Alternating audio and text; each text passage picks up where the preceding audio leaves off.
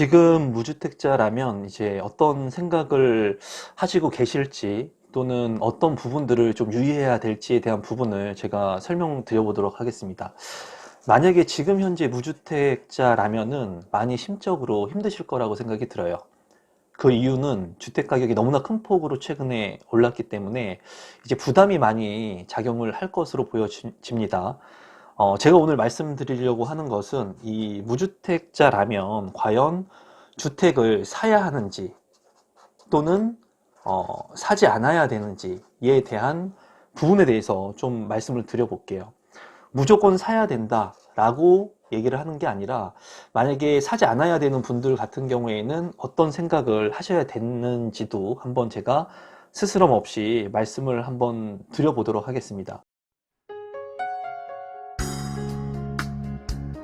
임성배 TV 보동과 덴데크 우선 그러면은 안 사는 부분에 대해서 좀 말씀을 드려볼게요. 주택을 사지 않으려고 하시는 분들은 아마 지금 주택 가격이 큰 폭으로 올랐죠. 올랐기 때문에 이 가격이 아마 부담이 되실 거예요. 가격 부담이 아마 되실 겁니다.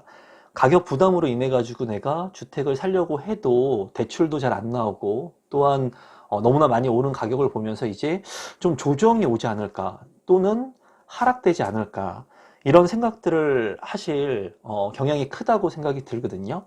그런 분들 같은 경우에는 아마 관망을 할 거예요.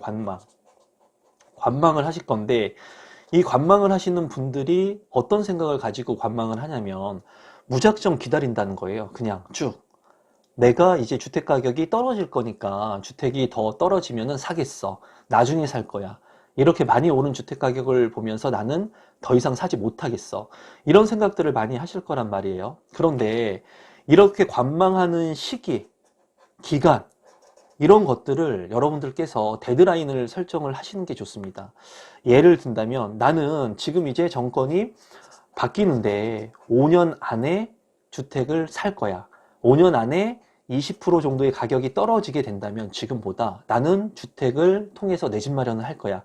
이런 무언가 데드라인 설정을 하시고 기다리셔야지 만약에 그냥 무작정 관망만 하면서 주택 가격이 하염없이 떨어지기만을 기다리게 된다면 어떤 현상이 이루어지게 되냐면 만약에 10억짜리 아파트를 여러분들께서 관심을 갖고 보셨다는 거예요.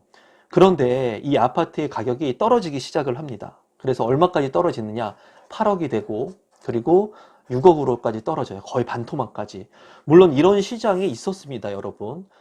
부동산의 가격이 하염없이 오르지만 않았고 크게 떨어진 적도 3번 정도가 있었습니다. 공급 물량이 많이 확대가 되었을 때. 그래서 앞으로도 이 10억짜리 아파트가 6억까지 떨어질 수 있습니다.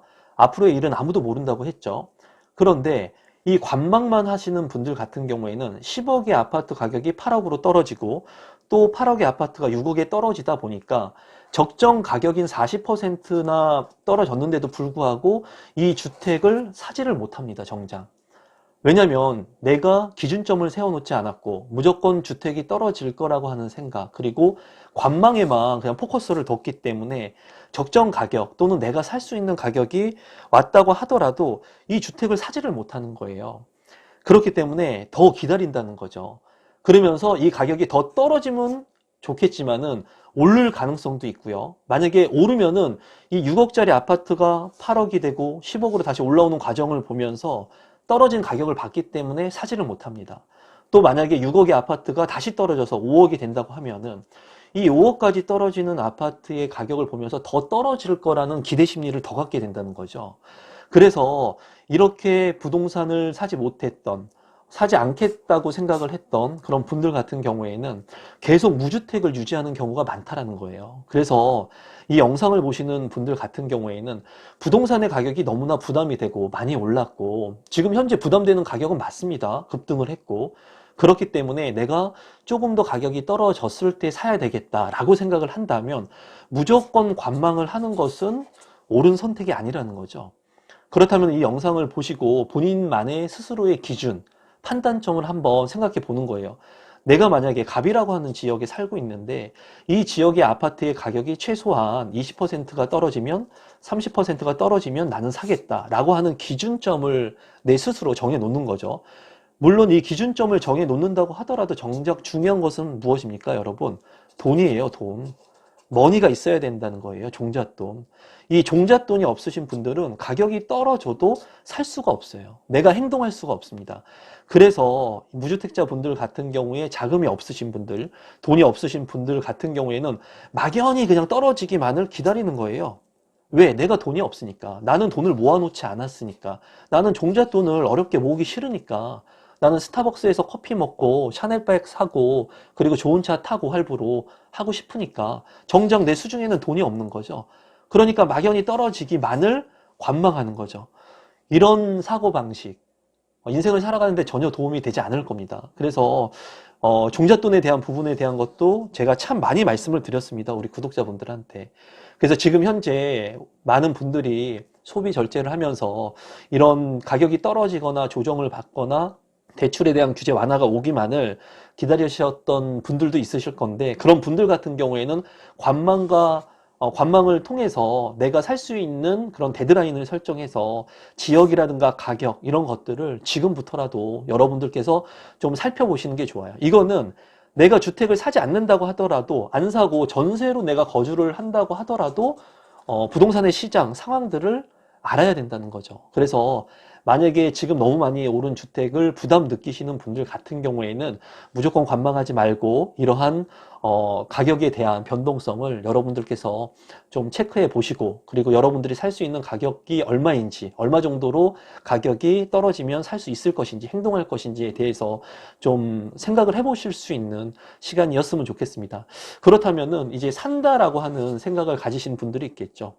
지금 무주택자 분들 중에 제가 늘 얘기하는 것은 1주택은 무조건 있어야 된다고 말씀을 드렸어요. 주구장창 그냥 말씀을 드렸습니다. 왜? 이 주택의 가격이 오르거나 내리거나 상관이 없다. 내가 들어가서 살고, 내가 집이 있건 없건 전세든 월세든 렌트를 해서 살아야 되는데, 그렇다면은 2년, 4년마다 이사를 다니는 것이 아니라 안정적인 내 삶을 영위할 수 있는 1주택은 반드시 필요하다. 그러면 산다고 생각하시는 분들은 이런 생각을 할 거예요. 그래, 알겠어. 살 건데 그럼 어떻게 사? 지금 현 상황에서 어떤 방법으로 어떻게 해야지 내가 과연 주택을 살 수가 있어? 고민을 하실 겁니다. 이런 분들 같은 경우에 최근에는 제가 청약에 대한 부분을 많이 말씀을 드렸죠. 청약. 제가 청약의 시간이라고 하는 책을 썼지만 청약이라고 하는 장점이 많기 때문에 청약을 많이 부각을 시켰습니다. 그리고 산다고 하는 내 집 마련의 방법을 좀 보면은 청약하고 매매가 있겠죠. 매매. 그리고 또 재개발, 재건축이 있습니다. 큰 틀에서 보면은. 그리고 경매가 있겠죠. 경매나 공매가 있습니다. 같은 틀이라고 보시면 될 것 같은데, 청약하고 첫 번째, 두 번째 매매, 세 번째 재개발, 재건축, 네 번째 경매와 공매가 있을 겁니다. 많은 분들이 고민을 많이 하실 거예요. 어떻게 해서 사야 되는지. 그렇다면은 이 네 가지 방법 중에 가장 좋은 방법은 무엇일까요? 여러분들이 잠깐 생각해 보세요. 어떤 방법이 내 집 마련을 하기에, 주택을 사기에 과연 무주택자분들이 가장 좋은 방법일까요? 제가 책 썼다고 청약을 여러분들한테 권할까요? 아니에요. 가장 좋은 것은 매매입니다. 매매. 신축의 아파트를 그냥 매매로 주고 사면 되는 거예요. 돈이 있으면. 10억짜리 아파트 내가 12억 주고 사면 되는 겁니다. 사고 싶은데, 살고 싶은데. 12억짜리 아파트 15억 주고 사면 되는 거예요. 돈이 많으면. 근데 중요한 것은 이 매매를 통해서 사면 좋지만, 이 매매를 통해서 살 때는 최소한 한 달, 두 달, 세 달 안에 잔금을 치러야 되기 때문에 자금이 많이 든다는 거죠. 자금. 가장 빠르게 내가 살 수 있고 세입자를 내보내면서 내가 들어가서 입주를 할 수 있을지 모르겠지만 돈이 많이 든다는 단점이 있다는 거예요. 그러면 재개발, 재건축은 어떨까요? 이 재개발, 재건축은 시간이 많이 걸린다는 단점이 있고 또 정부의 리스크가 있습니다. 왜냐면 제가 2008년도, 2006년도부터 2007년도 뉴턴 바람이 불었을 때 이 재개발, 재건축의 붐이 일었었죠. 그때 정말 미친 듯이 다세대 빌라들을 살려고, 그리고 아파트를 살려고 많은 사람들이 고민을 했거든요. 그리고 많은 사람들이 그런 재개발, 재건축 개발이 불었던, 뉴타운의 바람이 불었던 주택들을 샀습니다. 근데 결국은 이 개발이 진행이 안 되고, 진행이 돼야 되는데 진행이 안 됐던, 그런 좌초됐던 그런 부분들이 많이 있었어요. 그래서 제가 생각하는 재개발과 재건축은 시간이라고 하는 리스크가 있습니다. 시간이라고 하는 리스크. 물론 시간이 오래되게 되면은 재개발, 재건축을 통해서 신축의 아파트로 변모할 수는 있지만 시간이라고 하는 리스크가 있기 때문에 조심해야 돼요. 그리고 아파트 매매 같은 경우, 청약 같은 경우에는 이제 정보가 모두 다 노출이 됐기 때문에 누구나 다 알 수 있는 정보들을 가지고 가격을 산정할 수가 있습니다. 하지만 재개발이나 재건축 같은 경우에는 그런 정보가 지금은 표준화가 됐긴 하지만 아직도 여전히 표준화가 안 된 부분들이 있기 때문에 일반인들이 접근했을 때 리스크가 있다는 부분이에요. 근데 지금 어떻습니까, 여러분?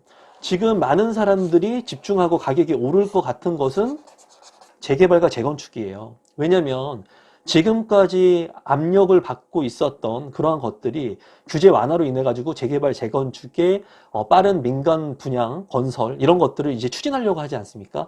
그러다 보니까 여기에서 많은 사람들이 내 집 마련을 할 때 어떤 생각을 하냐면 재건축은 비싸죠. 비싸니까 배제를 시키면 재개발 물량들, 빌라 물량들, 서울 수도권 또는 외곽 지역 또는 지방까지의 이 재개발 물량들을 통해 가지고 이제 내 집 마련의 수단으로 생각을 하고 있고 이런 물량들에 이제 집중을 하려고 합니다.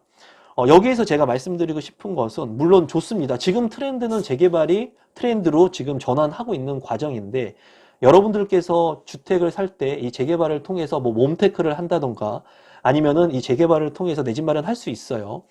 그런데 중요한 것은 이 재개발을 통해서 내 집 마련할 때는 최소한 조합에서 진행되는 과정이라든가 그리고 여기에 개발 상황이 어떻게 진행되는지 이런 부분들 조합을 통해서라도 그런 최소한의 과정들 또는 부동산을 통해서 진행되는 과정들 그리고 재개발 같은 경우에는 지분을 통해 가지고 내가 취득할 수 있는 평형대가 어느 정도 확보될 수 있기 때문에 지분이 높아야 되겠죠. 이런 기본적인 상식들 이런 것들을 여러분들께서 체크 정도는 해줘야 된다는 거죠. 근데 최근에는 많은 유튜브 부동산 전문가들을 통해 가지고 그냥 묻지마 재개발 투자 제가 봤을 때는 2005년도에 있었던 그런 형상들이 또 이루어지는 것 같거든요. 그래서 이런 부분들은 지금 뜨거운 감자의 주택 마련, 내 집 마련의 방법이긴 하지만 이런 여러분들이 1차적으로 검토해야 될 부분들, 사업 시행 인가라든가 관리처분 계획이라든가 이런 것들의 진행 순서라든가 최소한 그런 부분들은 공부를 하실 필요성이 있다고 좀 말씀을 드리고 싶습니다. 그리고 매매 같은 경우에는 지금 현재 주택 가격이 많이 올랐죠. 올랐지만 이 가격이 조정을 받게 되거나 하향 조정을 하게 된다면 이제 전세와 매매의 갭 차이가 줄어들게 될 거예요. 이 전세와 매매의 갭 차이가. 이 갭이 만약에 줄어들게 된다면 이 전세와 매매의 간극이 줄어들게 된다는 말은 뭐냐면 내가 전세를 레버리지 활용해 가지고 전세를 끼고 내 집 마련을 했을 때 자금이 조금 들어갈 수 있는 시장이 형성될 수 있다는 거죠. 여기서 한 단계 더 말씀을 드리면 이 매매 같은 경우에는 아까 자금이 많이 들어간다고 말씀을 드렸죠. 그 이유는 내가 들어가서 실입주를 하게 된다면 자금이 많이 들어가겠죠. 하지만 이렇게 소유와 거주를 만약에 분리를 한다. 듣기 좋게 얘기하면 소유와 거주를 분리하는 거고 나쁘게 얘기하면 갭 투자를 하는 겁니다.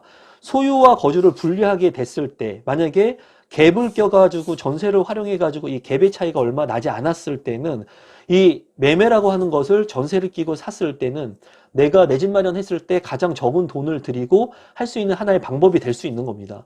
그리고 청약 같은 경우에도 일단은 대출의 규제가 완화가 되게 된다면 계약금만 내가 확보가 되게 된다면 장기 저리의 대출을 활용해가지고 내 집 마련을 할 수가 있었던 거죠.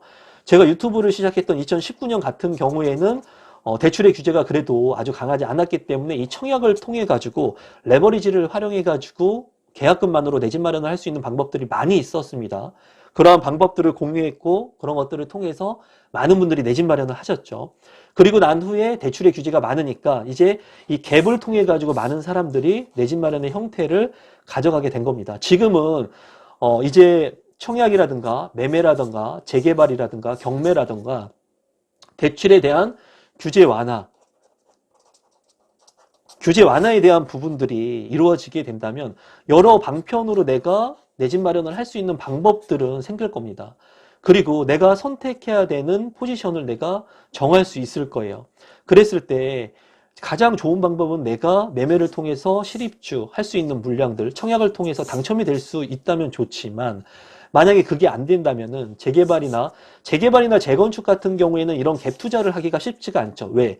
재개발이라고 하는 것, 재건축이라고 하는 것은 다시 개발을 한다는 뜻인데, 다시 건축을 한다는 뜻인데, 다시 건축을 왜 하겠습니까, 여러분? 노후도가 많기 때문에, 노후도가 높기 때문에 재개발을 하고 재건축을 하는 거겠죠. 그리고 시설 정비가 필요하기 때문에 재개발을 하는 거겠죠. 그렇기 때문에 이런 재개발이나 재건축 같은 경우에는 전세나 월세를 세팅해가지고 소유와 거주를 분리하기에는 초기 자금이 많이 들어갈 수가 있겠죠. 왜냐하면 낙후된 이 주택 같은 경우에는 전세가나 월세가, 렌트비가 낮게 들어가기 때문에 내 실입주 자금이 많이 들어갈 수 있다는 단점은 있을 겁니다. 그래서 여러분들께서 만약에 지금 무주택자인데 자금이 만약에 없으시다. 그러면 소유와 거주도 분리할 수 있는 방법들을 한 번쯤 생각해 볼 수 있는 겁니다.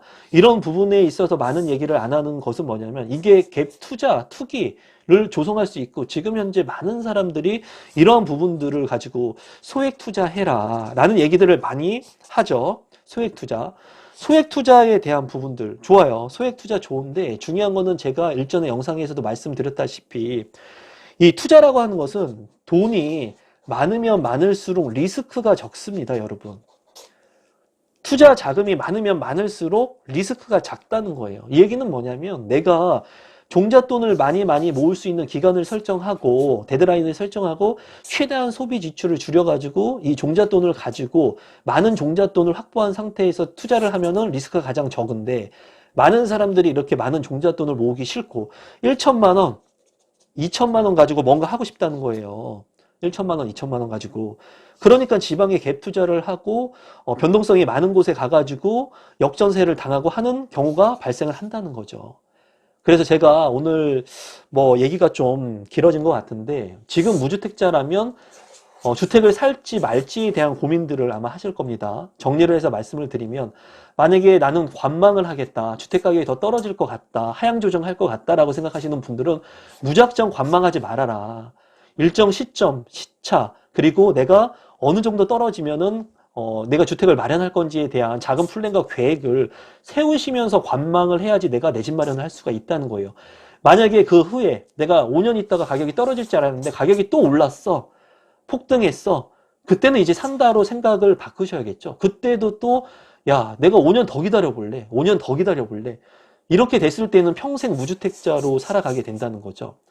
2년마다, 4년마다 전세의 늪에 빠져가면서 내 자식들은 맨날 학교 옮겨가면서, 언젠가는, 내 집이 생길 거라는 막연한 기대를 가지고 계속 기다리게 되는 생활을 할 수 있다는 거예요. 만약에 이 데드라인이 설정되는 시점까지도 내가 내 집 마련을 못하게 되면은 그리고 주택 가격이 원하는 가격으로 떨어지지 않는다면 내가 주택을 산다고 방향성을 전환해야 된다는 거예요. 그리고 많은 분들이 이런 생각을 가지고 있다가 주택이 꼭 필요하구나 라는 것을 지금 느끼고 있는 상황이 된 거죠. 그리고 산다라고 생각하시는 분들은 첫 번째로 매매와 이 청약 매매, 재개발, 재건축, 경매 많은 방법들이 있지만은 소유와 거주를 분리할 수 있는 방법이 있고 이 갭의 차이가 지금 이제 현저하게 줄어들 수 있는 그런 상황에 다가오고 있다. 그러니까 이런 부분들을 한번 잘 생각해 보시고 주변의 전세가가 어떻게 변동되는지도 확인해 보시면 좋을 것 같고 청약의 조건이 되시는 분들은 무조건 청약을 통해서 내 집 마련하는 게 좋겠죠. 그리고 재개발이나 재건축은 비싸니까 재개발을 통해서 내 집 마련을 할 것이다 하시는 분들은 이 재개발의 절차라든가 그리고 무조건 누군가가 찍어주는 재개발 물량들을 내가 선택해가지고 사는 것이 아니라 스스로 재개발 진행 절차라든가 조합이 설립됐는지 그리고 조합에 가가지고 지금 상황이 어떤지 주변의 부동산을 통해 가지고 개발 계획이 어느 정도까지 왔는지에 대한 부분들을 스스로 체크하시면서 여러분들이 진행 상황들을 체크하셔서 이런 물량들을 매입하셔야 될 겁니다. 그래야지 최소한의 리스크를 줄일 수 있을 거다. 2008년도처럼 글로벌 금융위기가 다시 왔을 때 이런 좌초된 개발들로 인해 가지고 정말 자산의 손실을 보신 분들이 상당히 많거든요. 여러분들께서는 그렇게 안 되셨으면 좋겠습니다. 그래서 오늘 이런 부분들 무주택자라면 지금 어떤 생각을 해야 되는지에 대해서 좀 말씀을 드렸는데 상당히 얘기가 좀 길어진 것 같습니다. 다음에 또 이런 부분들에 대해서는 세부적으로 디테일하게 또 말씀드려 보도록 하겠습니다. 오늘 영상은 이것으로 마무리 짓겠습니다. 고맙습니다.